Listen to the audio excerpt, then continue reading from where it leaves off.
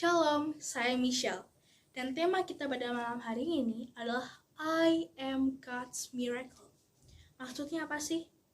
Kita ini adalah manusia-manusia yang diciptakan karena keajaiban Tuhan, oleh mujizat Tuhan, dan kita ini adalah karya-karya terindah oleh Allah Bapa yang ditujukan hanya untuk memuliakan namanya saja.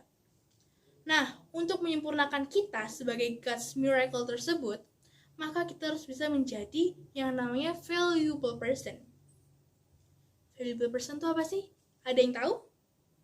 Nah, valuable person itu adalah orang yang memiliki nilai-nilai dalam hidupnya. Orang-orang yang bernilai, memiliki harga diri. Ada 3 hal yang harus kita pelajari untuk bisa menjadi valuable person.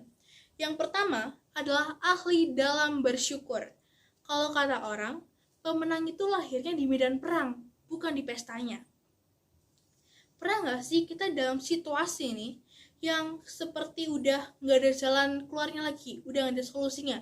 Di situ kita benar-benar ngerasa kayak udah down, marah, udah emosi banget ya. Lalu kita kayak mikir, udah deh aku pasrah aja gitu. Gimana sih cara ngatasinnya? Cara ngatasinnya itu dengan cara bersyukur dalam hal sekecil apapun. Bersyukur. Bersyukur tuh emang bukan hal yang mudah untuk kita lakuin.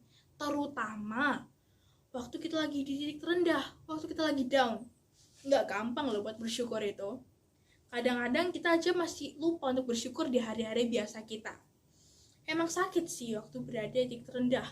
Rasanya tuh kayak malu banget, sedih, kosong, kayak udah pasrah pokoknya. Tapi kita itu harus bisa menerimanya dengan tetap tegar dan yakin ketika kita bersyukur dan mendapati sesuatu yang bisa disyukuri dari kesulitan-kesulitan yang ada itu, maka kita akan menemukan semangat baru, harapan baru, dan kita akan menjadi manusia baru yang tentu saja lebih baik lagi. Ya mungkin Tuhan itu ingin membuat kita sadar bahwa ada sesuatu yang ingin Tuhan ungkapkan dan pakai dalam hidup kita dengan cara-cara tersebut, dengan hal-hal yang sudah kita alami, kita sudah lewati selama ini. Tuhan tuh ingin mempertajam talenta dan kekuatan-kekuatan kita, dan saat kita telah maju di sana, kita bisa bilang kalau this is me, this is my new life, this is the new me gitu. Lalu kita bakal noleh ke belakang, kita lihat semua perjuangan kita, terus kita kayak bakal mikir, aku nggak bakal bisa di sini kalau hal-hal di belakangku tadi tuh nggak ada, aku nggak diasah gitu. Jadi hal-hal yang kita alami saat ini bisa dibilang juga sebagai proses pendewasaan kita untuk bisa lebih maju lagi di masa depan nanti.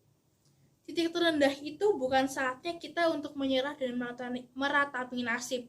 Bukan tempat kita buat diem, pasrah, udah berserah aja, nggak ngapa-ngapain, no. Justru titik itulah yang akan menjadi titik tolak dan pijakan kita untuk kita punya fondasi yang kuat untuk sukses.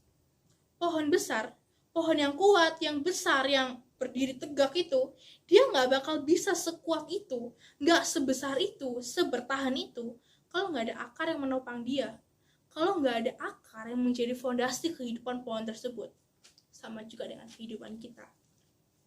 Saat titik terendah itu terjadi, fokuslah pada Tuhan, arahkan hati dan mata pada Tuhan saja. Percaya dan berserah bahwa Tuhan akan menjadikan kita pemenang yang diberkati dan juga memberkati kembali. Justru karena kita di titik terendah itu, kita akan banyak mendapat inspirasi dalam kehidupan. Maka itu bersyukurlah. Dengan bersyukur, cara berpikir kita ini akan berubah. Langkah kita ini berubah. Which decisions I should choose gitu ya. Ya, dari yang terpuruk menjadi semangat, dari pesimis menjadi optimis, dan sejarah baru akan kita ukir perlahan-perlahan dalam hidup kita. Maka yang harus dilakukan sekarang adalah bersyukur, dan bersyukur. Hanya bersyukur. Hidup itu akan penuh dengan keajaiban dan harapan itu masih ada. Yang kedua adalah dengan life skill. Sering ini kita dengar kata motivasi, bisa nggak bisa, harus tetap bisa. Cara kita berpikir itu sangat menentukan langkah apa yang akan kita tuju nanti. apa yang akan kita ambil itu sangat bergantung dengan cara pikir kita saat ini. Contohnya gimana sih? Yang pertama, tentang problem solving. Cara kita memecahkan masalah. Gimana sih kita memecahkan masalah ini? Masalah ini harus gimana ya? Kalau masalah B ini harus gimana ya? Yang kedua adalah tentang critical thinking atau berpikir kritis. Bagaimana cara kita berpikir. Yang ketiga tentang communication skill. Bagaimana kita berinteraksi dengan orang lain. Nada kita yang mungkin kadang tinggi gitu ya. Padahal maksud kita tuh baik. Cuma nada kita yang salah. Jadi orang tuh salah paham. Orang nangkepnya salah. Orang mikirnya kayak kita, wah gak baik nih orang. Yang keempat adalah decision making atau pengambilan keputusan. Bagaimana kita mengambil keputusan itu, kita mikir dulu apa enggak, itu bakal baik apa enggak. Pikir panjang dulu sebelum mengambil keputusan. Selanjutnya adalah creative thinking atau berpikir kreatif. Kalau kita punya mimpi di sana dan kita cuma di sini aja, kapan kita sampai mimpi itu? Kalau kita cuma diam, cuma bilang, aku mau ini, kapan aku dapat itu Tuhan? Tapi kita nggak bergerak, kita cuma diam aja di sini. Terus ini kapan bisa didapat? Nggak bakal bisa. Jadi kalau kita punya mimpi, terus melangkah, berjuang dan jadi pahlawan buat diri kita sendiri. Minta tolong Tuhan, Tuhan pasti tolong. Yang keenam adalah relationship building. Yang ketujuh, self-awareness. Dengan kita pikir kalau misalnya aku tuh nggak bisa gini lah, nggak bakal bisa aku. No, pasang di mindset kalau aku ini udah kasih yang terbaik. I'll give my best dan aku akan terus kasih yang terbaik dalam hidupku. Jangan pernah fokus cuma di kelemahan kamu doang. Kalau misalnya cuma mikir kayak aku tuh nggak bisa apa-apa, no. Kita semua ini diberikan Tuhan kelebihan dan talenta. Itu yang harus kita asah dan kita olah lagi supaya bisa menjadi lebih maju lagi. Kita akan maju dengan kelebihan-kelebihan yang kita punya tersebut. Jangan mau kita stuck di masa lalu dan cuma stuck di kelemahan kita aja, karena kita nggak bakal maju kalau itu terus. Trust the process. Yang selanjutnya adalah empati. Yang ke-9, stress management. Dan yang ke-10, skill mengatasi emosi. Kalau kita lagi emosi itu kan bawaannya kayak gimana gitu ya. Orang kalau emosi itu kadang sebelum bertindak dia nggak mikir dulu. Nah, bagaimana kita mengatasi itu bisa menjadikan dasar gimana nilai-nilai hidup kita. Yang ketiga adalah karakter. Gimana sih caranya kita mengenali karakter-karakter kita?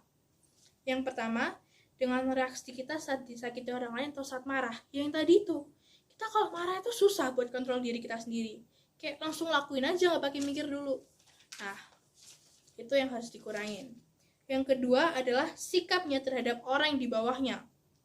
Contohnya nih, contoh simple deh, adik kelas, karyawan yang suka bersih-bersih, atau orang yang jabatannya lebih rendah secara ekonomi, atau yang seperti bos, manajer yang gitu-gitu. Yang ketiga adalah perlakuannya terhadap keluarga. Bagaimana dia bersikap pada orang tua, saudara, dan yang lain-lain. Yang keempat adalah gaya hidupnya dan apa yang dibicarakan. Daily life-nya dia itu gimana sih? Yang dia omongin sama teman-temannya itu apa sih? Baik apa enggak? Memuliakan nama Tuhan apa enggak? Gitu.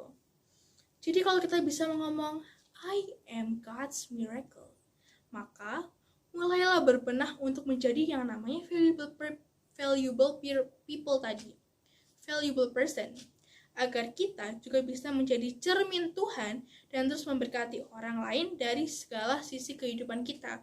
Ketika kita sudah diberkati, berkatilah lagi orang lain.